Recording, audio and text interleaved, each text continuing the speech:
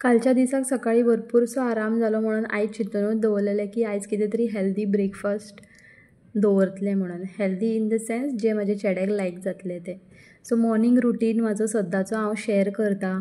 अशें ना की एक दीस सोडून बीन डेली रुटीन हांव म्हाज्या कडल्यान प्रयत्न करतलें की डेली अपडेट्स दिवपाचे म्हणून. So hi hello welcome back to my channel. हांव रंजना तुमचें अगदी मनापासून स्वागत करता म्हाज्या आयजच्या ह्या न्यू ब्लॉगान. 2 दीस पयलीं म्हाका एक म्हाजें फ्रेंड आसा म्हणटलें हांव, कॉन्टेक्टान आसा आनी आमी कॉलेजींतलीं एक कडेन कामाकूय वयतालीं आनी ताणें म्हाजे व्लॉग्स पळोवन म्हाका कमेंट केलें, म्हाका सबस्क्रायब केलें, इवन म्हाका मॅसेज केली डॅट बरें दिसलें तुजे व्लॉग्स बीन पळोवपाक, घालीत राव म्हणून. सो अशें कितें कमेंट बीन येयल्यार बरें दिसता आनी कॉन्फिडन्सूय येता. सो जेन्ना आमी कॉलेजीन आसता तेन्ना आमचो ग्रूप आसता तेन्ना आमी एकमेकाक खूब प्रॉमिसीस दिता. हें म्हाज्याच बाबतींत न्हू तर जितलें आमी कॉलेज पास आवट जाल्लीं आसा जितलीं जाणां तेंचें अशेंच आसता की आमी प्रॉमिसीस करता आमी मागीर आफ्टर कॉलेज मेळटलीं, आमी टचान रावतलीं. देन कांयच ना जाल्यार केन्ना तरी आमी मेळया, लायक पिकनिकेक वचया, अशें खूब कितें प्लॅन्स आसता. बट अनफॉर्च्युनेटली न्हू ते प्लॅन्स सक्सेस जायना बिकॉज एक फावटी आमी पास आवट जाले, एक फावटी कॉलेजींतल्यान भायर सरलीं, सगळ्यांचें डिफरंट लायफ आसता आनी सगळे आपआपल्या लायफान बिजी आसता. बट आतांच्या टॅक्नोलॉजीन इतलें कळोन येता की बाबा सगळीं म्हटल्यार स्टेटसा वयल्यान सगळें कळोन येता की कोण खंय कितें करता ती.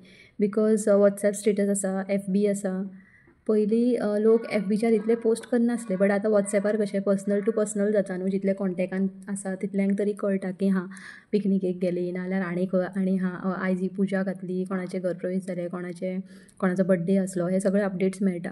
बट येस, जितलीं कॉन्टेक्टान आसा तितल्यांचेंच कळोन येता आनी कॉन्टेक्टान ना तेंचें आतां खबर ना खंय कोण कितें, खंय जॉबाक गेला, कोण भायर गेलो, दुबय पावलो ओ सिंगापोर ओ समथींग, कोणाचें लग्न जालें, कोणाक भुरगीं जालीं, कोण सगळीं आपल्या संवसारान बिजी आसा, वा आमी पासून.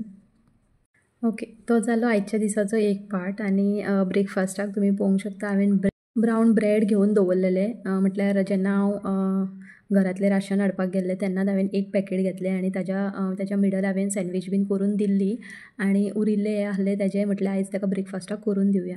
कांय ना, ब्रावन ब्रेड घेतलें, तुमी वायट ब्रेडूय घेवंक शकता आनी जी कितें भाजी आसा ती चॉप्ड करून हांवें कॅरेट घातलो, कॅप्सिकम घातलो, टोमॅटो घातलो, आनियन घातलें, तें सगळें मिक्स केलें.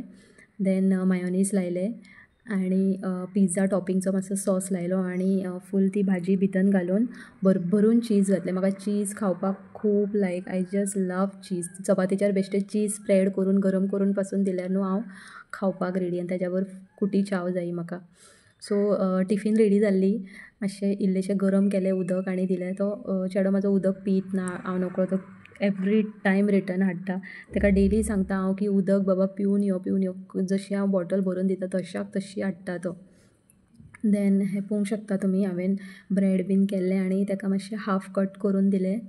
आनी तो सांगीत आसता की एक म्हाजो फ्रेंड आसा स्कुलान, क्लासीन, तो आपल्या मम्मा टिफीन खाता, म्हटल्यार दी, शेअर कर आनी खा म्हणून ताका हांव एक्स्ट्राच मातशें घालता. इतली ताजी क्वॉन्टिटी ना खावपाची, बट एक्स्ट्रा दिता. कित्याक खबर ना क्लासीन तांचें कितें चल्लेलें आसता तें. बिकॉज भुरगीं जीं आमकां घरान येवन सांगता तें 100% सगळें खरेंच आसता अशें नासता. बिकॉज भुरगीं कशीं आपूण जें मिस्टेक करतात तें सांगचीं ना, बट फुडल्या मनशाचें म्हणल्यार फुडल्या आपल्या फ्रेंडाचें जावं फुडल्या भुरग्याचें सांगतलीं. सो सगळें खरेंच धरूंक जायना म्हणून तो म्हणटा की आपलें टिफीन खाता म्हणून हांव एक्स्ट्राच दिता. आमी कंप्लेनूय करूंक शकना न्हू.